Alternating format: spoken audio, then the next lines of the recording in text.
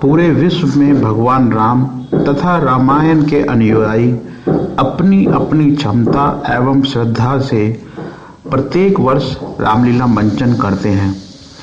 भगवान राम एक आदर्श पुत्र, भाई, पति, मित्र तथा राजा के रूप में आज भी पूरी श्रद्धा से विश्व भर में पूजे जाते हैं। इन्हीं के आदर्शों पर रामचरितमानस, रामायण, रामलीला का प्रचलन युगों से चला आ रहा है। इसी दिशा में एशिया की नंबर 1 उपनगरी यानी द्वारका दिल्ली में भी रामलीला का मंचन भव्य रूप से द्वारका श्री रामलीला सोसाइटी द्वारा प्रत्येक वर्ष किया जाता है। गौरतलब है कि सन 2011 में क्षेत्रीय पूर्व विधायक राजेश गहलोत जी के नेतृत्व में डॉक्टर अशोक यादव, राजीव सोलंकी सहित कुछ क्षेत्रीय समाज एवं धार्मिक गणमान्य श्रद्धालुओं ने उक्त सोसाइटी का गठन किया। जैसा कि आपको मालूम ही है, आज 2 अक्टूबर है और 2 अक्टूबर पूरे भारतवासियों के लिए सच में ऐतिहासिक दिन है, जहां एक ओर राष्ट्रपति महात्मा गांधी जी का जन्म हुआ, वहीं भारत के पूर्व प्रधानमंत्री लाल बहादुर शास्त्री जी का भी जन्मदिन इसी दिन हुआ। शायद यह दिन बड़े लोगों को ही समर्पित है, क्योंकि इसी कड़ी में हमारे पूर्व विधायक, वरिष्ठ भाजपा नेता एवं प्रमुख समाज सेवी राजेश गहलोत जी का जन्म भी 2 अक्टूबर सन 1964 को पश्चिमी बाहरी दिल्ली के देहात गांव नवादा में हुआ। इनके पिता श्री सरदार सिंह शिक्षाविद और सरकारी स्कूल में बतौर प्रधानाचार्य के पद सेवानिवृत्त हुए। इनकी माता श्रीमती प्रकाशवती एक घरेलू महिला हैं। इनके पिता समाज सेवा के लिए समर्पित रहे और उन्होंने अपने सेवा काल के दौरान सामाजिक कुरीतियों को समाज से खत्म करने के खूब प्रयास किए। इनके पिता ने कई भव्य गौशाला स्थापना, नवादा में शमशान घाट के विकास कार्य एवं आधुनिक सुविधाओं आदि उपलब्ध कराने में अहम भूमिका अदा की। इन्हीं भारतीय परंपरागत मूल्यों के माहौल को अपने अभिभावकों की निगरानी में बचपन से ही ग्रहण किए।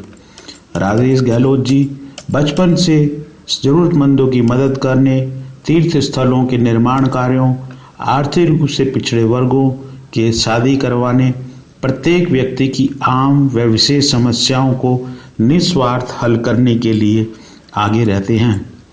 सन 1996 में इन्हें स्वर्गीय श्री साहिब सिंह वर्मा, पूर्व मुख्यमंत्री दिल्ली सरकार के कुशल नेतृत्व में कार्य करने का सुनहरा अवसर प्राप्त हुआ और इसी तरह से राजेश गहलोत जी भारतीय जनता पार्टी में शामिल हुए। सन 1997 में ही मटियाला चुनाव क्षेत्र से दिल्ली नगर निगम में बतौर निगम पार्षद के रूप में चुने गए। इसके बाद सन 1998 में नजफगढ़ क्षेत्र के अध्यक्ष तथा 1999 में कार्यकारिणी समिति के अध्यक्ष चुने गए और इसके उपरांत इन्हें वर्ष 2000, 2001, 2002 में लगातार 2 वर्षों तक उप महापौर के रूप में पदोन्नत किया गया। वे दक्षिण दिल्ली की नगर निगम में स्थायी समिति के अध्यक्ष पद पर कुशलतापूर्वक कार्य करने के अलावा वर्ष 2014 में भाजपा की ओर से मटियाला विधानसभा क्षेत्र में भारी बहुमत से विधायक भी चुने गए। अपने राजनीतिक कैरियर में क्षेत्रीय निवासियों के लिए अनेक जन कल्याण कार्य किए, जिसके लिए वे आज भी पूरे द्वारका एवं आसपास इलाके में काफी लोकप्रिय समाज सेवी के रूप में जाने जाते हैं।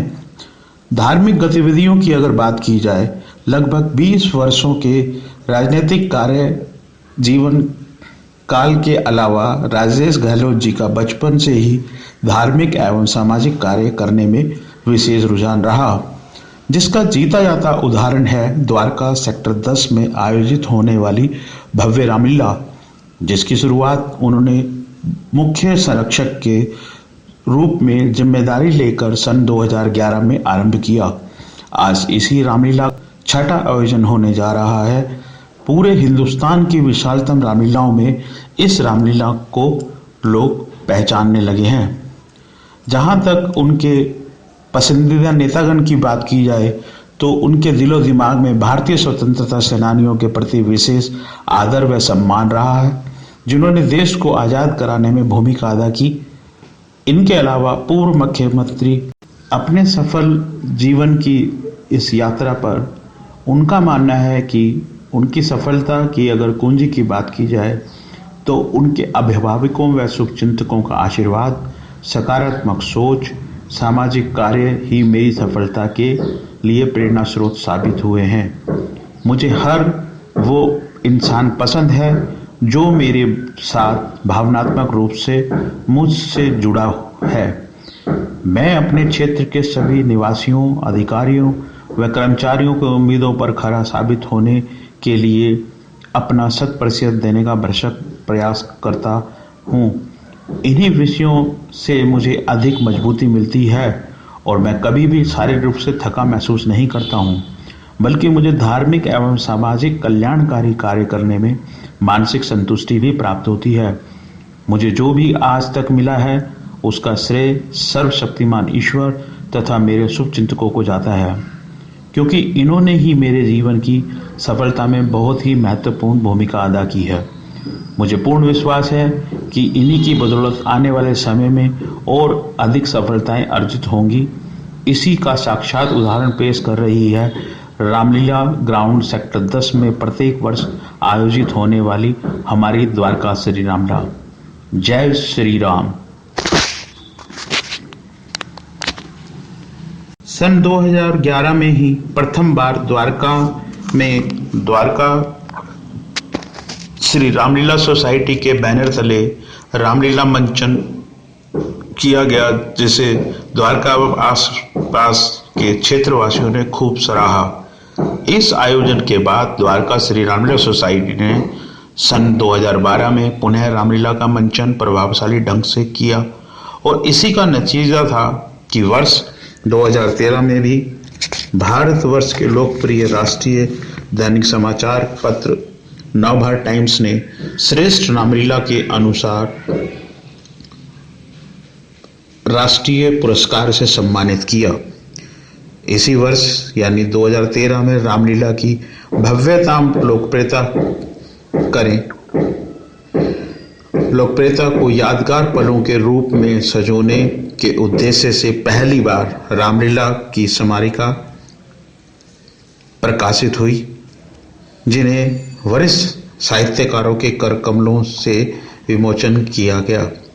सन 2013 में द्वारका श्री रामलीला की सफलता का अंदाज इसी बात से लगाया जा सकता है कि इस बार दिल्ली के आसपास इलाकों के अलावा कई प्रांतों से श्रद्धालुओं ने रामलीला का मंचन व्यक्तिगत रूप से आकर देखा।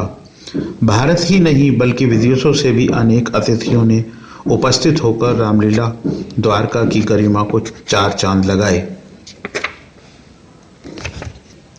और ये सिलसिला आज भी बहुत ही भव्य रूप ले चुका है।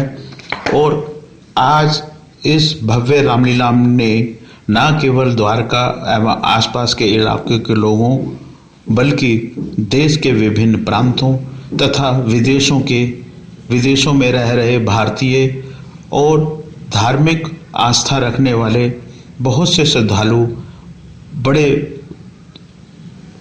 प्रेम भाव से धार्मिक रामलीला द्वारका को देखना पसंद करते हैं, जिसका श्रेय समस्त रामलीला द्वारका श्री रामलीला सोसाइटी को जाता है, जिन्होंने इस रामलीला के माध्यम से भगवान श्री राम के आदर्शों को हमारी युवा पीढ़ी में अच्छे आदर्शों का अनुसरण करने के लिए प्रयास किया।